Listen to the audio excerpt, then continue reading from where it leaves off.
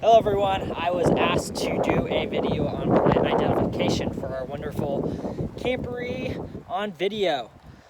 So there's still plenty of things you can do out in quarantine. One of those things is take a nature hike. And there's plenty of cool plants out there that you can take a look at, and I'm going to walk you through some of the native ones and some of the more invasive species that we tend to see a lot around Washington and the Pacific Northwest here. The first one I want to start out with is probably one of our favorite around here is the Western Red Cedar. If you take a look here, right behind me, this big tree is what you call a Western Red Cedar. The best way to identify it is it's very unique needles and I guess wouldn't be leaves. I don't remember the exact name. The pine boughs, you can call it. This is a really great plant and useful plant, whether you're in a survival situation, whether you're building, a variety of different reasons why everybody loves cedar around here. Not only just because it smells good, but because of its waterproof tendencies.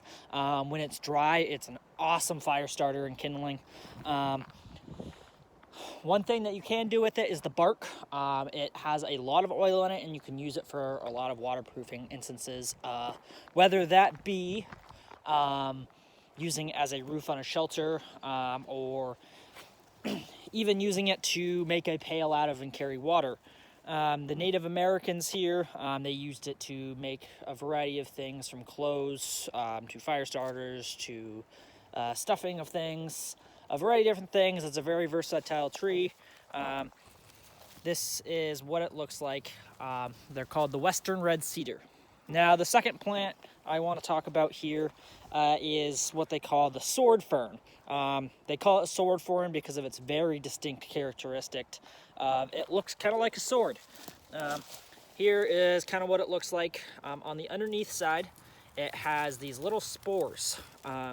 These are very good in terms of treating nettles. That is something that is always something notable about the sword fern, and you always want to look out for sword ferns when you come across any nettles and you might get stung. If you take the spores and you mix them with a little saliva and run them all over, that is to rub it all over the infected area. That is what you want to do. The next plant here I want to show you is another fern. It's another common one we see around here. It has a couple different names. It's either called the Bracken Fern or the Infinity Fern. So that's coming up right over here. Right here, this is a little youngling. They tend to branch out a lot. It's called the Bracken Fern, mainly because it's probably one of the oldest plants in the Pacific Northwest. They find fossils of the Bracken Fern all the time. But the Infinity Fern, that name comes from, is if you look really, really close, you can break these little things off, little leaves, and it's kind of a complete replica of the exact plant here. Let me show you here. And then you can continue breaking it. If you were to take it on a microscopic level, it would continue the same pattern over and over and over again. And that's where it's gotten its name, Infinity Fern. This time of year here, kind of mid to late spring, early summer, these will start shooting up out of the ground all over the place. And you can actually, when they're young, it's an actual edible plant. It's not necessarily something I would recommend going out on a daily basis and eating, because, I mean, if you don't have to eat Bracken Fern, I don't always recommend it. But they do make a decent little thing. I would definitely research it before you even consider eating them. But they are a food source, and they do cook fairly well. They're kind of a softer plant when they're a young little fern. Now, the next plant I want to talk about here is going to be one that we have a true heart for, but is also an invasive plant here in the Pacific Northwest and actually all over the United States. It's the Himalayan Blackberry. Believe it or not, the Himalayan Blackberry is the most common blackberry to produce berries around here, and typically that's where you're going to get the berries for your blackberry shake or whatever you're using blackberries for. They make a very sweet berry, so animals love them, and that's why they spread so easily, but they also like to spread very quickly. So I actually have a huge patch of it right up here. Hopefully you guys can see that. So the nice part about these plants is they do provide a very good food source. So if you come across these out in the woods, it definitely typically means good news for you. Now, in terms of conservation, they are our worst nightmare because not only are they an invasive species, they kill everything in their path. They tend to choke out everything, and they spread very, very quickly. That's one reason why people don't like them very much in that sense. However, when you do see them, they're always a nice, sweet little surprise because the berries are very nice. I typically, when you go picking them, I don't recommend picking them right along roadsides and stuff because a lot of the time they are sprayed with chemicals to kill them, and that's not always the best to be consuming that. Now, if you're out in the woods, not necessarily by the road, they're generally going to be safe. Now, the next one we coming up in terms of plants is the stinging nettle. Now, this one is definitely a nuisance plant in the sense is it doesn't feel very good when you touch it. Now, it is also an edible plant. You can use it in teas, you can cook it kind of like a spinach, you can put it in smoothies. It's a very versatile plant that a lot of homeopathic remedies are made with it, and also there's a lot of different kind of delicacies that you can make with it, and it actually tastes pretty good. One thing here is, let's see if I can find some good ones for an example for you. I apologize for the car driving by. But here is the stinging nettle. I'm going to try not to sting myself unless I'm trying to show you what it does. I think what I'm going to do here is actually touch it to the back of my hand. I've been stung with them quite a few times. Please do not go out of your way to touch a stinging nettle. You will regret it, but it is not something that's going to kill you necessarily. But I do want to show you what it does here. So let's see. I'll touch it to my 2 fingers. Ouchie. All right, so I wish you could feel it. It is a burning sting. Doesn't look like you're gonna get any reaction there. Since I get stung with them so much, I don't react to them very well. But typically what it's gonna be is a very strong burning sting, and it's gonna be really itchy.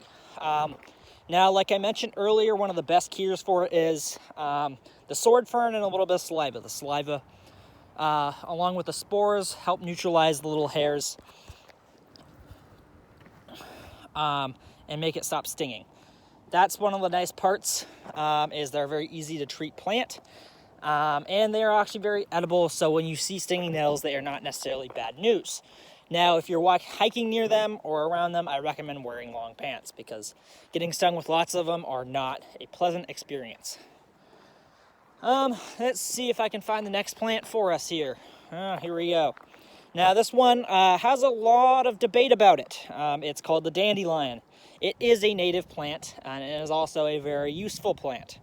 Believe it or not, although a lot of people see it as weeds in their backyard, it's typically a sign of a healthy environment. When there are dandelions present in the fields and stuff like that, they are characterized by this big yellow flower and these nice big broad leaves. Now, these leaves are actually edible. You can make them in salads. They're going to be a little bit more bitter. In some cultures, they like to use them as a delicacy because they are very lettuce-like plant. They are going to be a little bit more bitter, but they are very tasty, and they have a lot of nutrients to them. They can be semi-invasive. They do like to spread very quickly. However, that said, they are not necessarily a bad thing in terms of natural plants because they are a food source. They don't necessarily taste the best, but they are edible, and they're a lot like lettuce. Now, the next plant here I want to move on to, I'm going to have to walk a little ways to probably show you, but I think it'll be worth it at the end. Give me one moment here.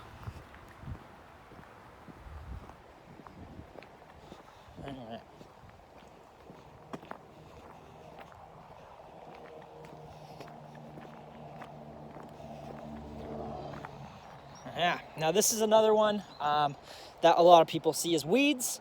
I don't know of any uses off the top of my head for this plant. Besides great chicken food, if you have them growing around your yard, chickens love them, and they eat them all up, is the Stinky Bob. It's called Stinky Bob. It's kind of a funny name for it, but it has a very distinct odor to it. So if you were to take the leaves and rub them on your hand, they would kind of stink. Another thing is if you're chopping them or weed whacking them, it's going to put out kind of a distinct odor. This is kind of a defense mechanism for the plant, so it doesn't get eaten by deer and things like that, because it turns them off, turns the deer's noses off to it. It is a common plant that you see here in the Pacific Northwest. It's considered a weed to some in their backyard, but if you're in a natural environment, they are not invasive, and they are actually a very good, healthy plant to have in an environment, especially in wooded areas. The next plant here is called the Salmon Berry. This is probably one of my favorite plants. The berries, they're kind of semi-tasteless. Sometimes you can find them sweet. A lot of the time, I tend to find them, they are a little bitter, but it is probably one of the cooler plants around here. It is within the family of the raspberries and blackberry family, but the salmon berry is defined by its very distinct three-leaf pattern here. So it's going to have one leaf on top, two on the side. So if we look at a different part here, it's going to have that same pattern on the leaves. Another thing is here in mid-late spring, identifying factors of this plant are its flowers. They have a very beautiful pink color to them. They're actually a quite pretty plant to have around. They like more damp, wet areas. Typically, they like the shadier, forested areas with a lot of water. Now, another thing to note is they are spiny. I don't know if I'm going to be able to like really zoom in here with my camera. They have little spines on them. I think you can see a little bit there. They are a sharp plant, so if you are, say, bushwhacking through them and stuff like that, you do want to be careful because they can hurt. That is their main defense mechanism. But their berries are very edible. It's called salmon berry, actually specifically because of the color of the berry. When it's ripe, it turns a salmon color, believe it or not. And that's probably one of my favorite berries around the Pacific Northwest. That's a native berry. I typically don't get the opportunity to pick enough of them to make any sort of dish, but they are kind of a tasty snack. A place that does get a lot of them is actually Camp Piggott and Camp Edward. The Cascade Scout Reservation has tons of them. And I know some people that have been able to pick enough to where they were able to make some dishes, and they were actually quite good. Let's see, what's another plant we can identify for you guys? We're going right up here into the woods. I don't know if we're going to run across any new plants yet. Oh, here we go. The vine maple. This plant is very close related cousin to the big leaf maple that we see around here. This is also another native maple to the Pacific Northwest. It's defined by its very viney-like nature. It tends to like to sprawl and have lots of shoots to it. So it's got all sorts of different branches as compared to a big leaf maple that's all one tree. These typically don't have really that many uses outside of hot dog sticks.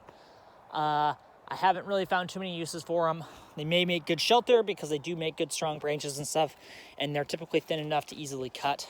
That is one useful aspect of them. And I think for today, I'm going to wrap it up for you guys. There's still hundreds and thousands of plants out in the Pacific Northwest that you guys can learn. It's a really fun subject, and it can be really helpful in a survival situation knowing your plants where you're hiking. All right, have fun, you guys.